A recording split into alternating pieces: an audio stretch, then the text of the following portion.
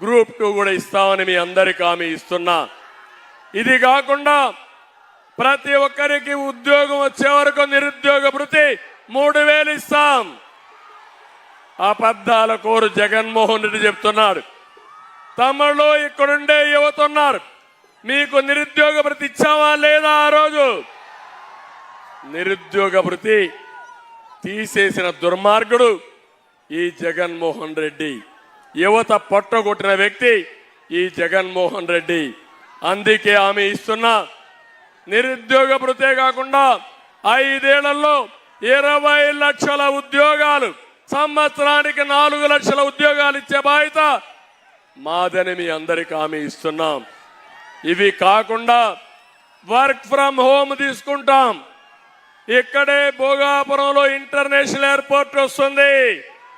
మీ ఊరికి అర్ధ గంటలోనే ఎయిర్పోర్ట్కి వెళ్ళిపోయే అవకాశం వస్తుంది. పరిశ్రమలు తీసుకొస్తాం, ఐటీకి ప్రాధాన్యత ఇస్తాం. నేను ఒకటే ఆలోచించాను, ఇంటర్నేషనల్ ఎయిర్పోర్ట్ తీసుకోవాలంటే కొంతమంది నాకు సూచనలు ఇచ్చారు. విశాఖపట్నం ఈస్ట్ గోదావరి జిల్లాలో పెడదామని.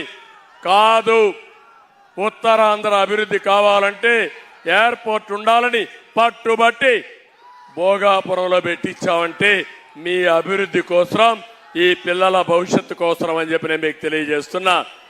ఇంకో పక్క ఐటీకి ప్రాధాన్యత ఇస్తాం. అవసరమైతే హైటెక్ టవర్లు కడతాం, వర్క్ ఫ్రమ్ హోమ్ తీసుకుంటాం.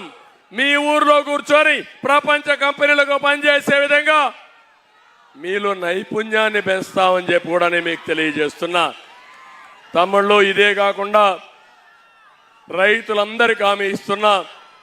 అన్నదాత కింద 20,000 ఇస్తాం. రైతును రాజు చేస్తాం. విజయనగరం జిల్లాలో ప్రాజెక్టులన్నీ పూర్తి చేసి బ్రహ్మాండమైన జిల్లాగా తయారవుతుంది.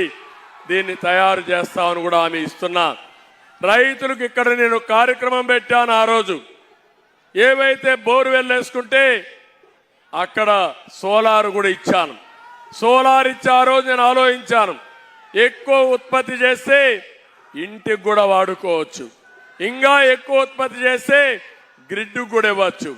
వాళ్ళ దగ్గర అవసరమైనప్పుడు మళ్ళా గ్రిడ్ని తీసుకునే పరిస్థితి వస్తుంది. నేను ఒకటే మీకు హామీ ఇస్తున్నాను, మేము ఒక నాయకత్వాన్ని ఇస్తాం, సమర్థవంతంగా పనిచేస్తాం, నీతివంతమైన పాలన ఇస్తాం. ఈ పేదవాళ్ళ కోసం నిరంతరం పనిచేసి మీ కష్టాలు తీరుస్తామని చెప్పి మీ అందరికీ హామీ ఇస్తున్నా.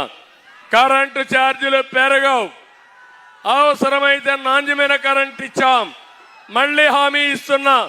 ఏం తమ్ముళ్ళు, కరెంట్ వస్తా ఉందా ఈ రోజుల్లో అని అడుగుతున్నా. కరెంట్ వస్తా ఉంది, కరెంటు కోతలు ఉన్నాయా లేదా అని మిమ్మల్ని అడుగుతున్నా. ఒకప్పుడు ఉన్నాయా అని మిమ్మల్ని అడుగుతున్నా. ఇవన్నీ కూడా చాలా సమస్యలు ఉన్నాయి, అన్నీ కూడా సరిదిద్దాలి. రాష్ట్రం తిరోగమనం వెళ్తా ఉంది. మళ్ళీ రాష్ట్రాన్ని బాగు చేసే బాధ్యత మేము తీసుకుంటామని చెప్పి కూడా నేను మీకు తెలియజేస్తున్నా. ఇక్కడికి వచ్చినప్పుడు నేను ఒకటే మీ అందరినీ కోరేది, జగన్మోహన్ రెడ్డికి అహంకారం పెరిగిపోయింది. మామూలు అహంకారం కాదు, ఒళ్ళంతా కొవ్వెక్కింది.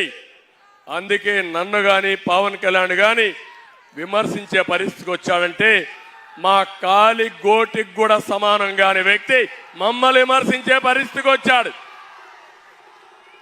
బాధ, ఆవేదన ఉంది. మా ఇంట్లో ఆడవాళ్ళని, పవన్ కళ్యాణ్ గారి ఇంట్లో ఆడవాళ్ళని బజారుకి ఇచ్చే బజారు రౌడీలు వీళ్ళు. ఇలాంటి దుర్మార్గులు చూసినప్పుడు కోపం వస్తుంది, ఆవేదన వస్తుంది. అదే సమయంలో బాధ్యత గుర్తొస్తా ఉంది. ఆ బాధ్యతే మీ బాగు, మీ అభిమానం మేము ఎప్పుడు మర్చిపోలేం. మీకోసమే పనిచేస్తున్నాం. ప్రజాస్వామ్యంలో ఒకటే మార్గం, మీ ఓటే వజ్రాయుధం. ఆ వజ్రాయుధాన్ని ఉపయోగించండి. ఇలాంటి దుర్మార్గుల్ని చిత్తుగా ఓడించి భూస్థాపితం చేస్తామని శపథం చేయాల్సిన సమయం ఇది. మామూలు అహంభావమే కాదు, మామూలుగానే అహంకారి, అందులో సైకో. ఇంకా మీరు ఆలోచించుకోవచ్చు. మామూలుగా కోతి కళ్ళు తాగింది, ముళ్ళు కొట్టింది, ఇంకా ఆ కోతి కథ మనం చెప్పలేం. అదే మరి ఈ అహంకారికి అధికారం వచ్చింది, డబ్బులు వచ్చాయి, పోలీసులు వచ్చారు. ఇంకా ఆయన చేసే పనులైతే నా జీవితంలో ఎప్పుడు చూడలా. కడాన పోలీసులు జీతాలు కూడా ఇవ్వడం లేదు సరిగా. ఏం తమ్ముడు ఇక్కడ పోలీసులు ఉన్నారు, మీకు ప్రావిడెంట్ ఫండ్ వస్తా ఉందా అని అడుగుతున్నా, మీ టీఏలు మీకు వస్తున్నాయని అడుగుతున్నా, మీ డిఏలు మీకు వస్తున్నాయని అడుగుతున్నా. మళ్ళీ మీ జీతాలు పిఆర్సీ రావాలంటే మేమే రావాలి. మళ్ళా కూటమి వస్తేనే ఉద్యోగస్తుల భవిష్యత్ అని చెప్పి నేను మీకు తెలియజేస్తున్నా.